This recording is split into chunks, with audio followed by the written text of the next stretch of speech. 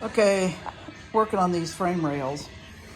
And this frame rail, it's all there. It's complete. I did fix a spot here that was rusted out. It wasn't rusted out. It was just puffing away from that hole where this piece is here, where this frame rail attaches to this. I'm just puffing around that hole pretty bad. So I cut it out into like an eyeball shaped piece, welded another piece of 16 gauge steel in there.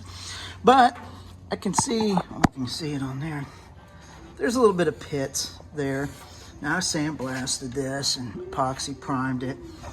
Okay, I think the structural integrity is still good, but what I had some 16 gauge steel that I took to a local weld shop. They had a huge metal brake, and they bent these up for me.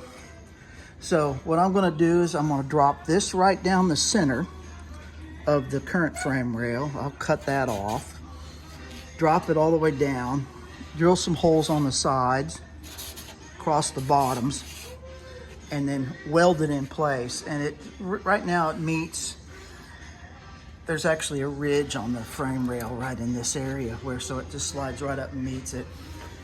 That hole that you see there, that's for the gas tank strap. This is a 67 that uses one strap from frame rail to frame rail, as opposed to the one that goes to the trunk, the two that go to the trunk rail to meet the cross member. So we'll cut this down to size, and then I've got to drill some holes, like this hole right here.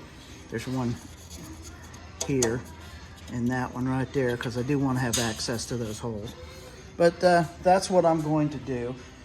Weld that in there just to give it a little bit more structural integrity. So we'll see how that goes.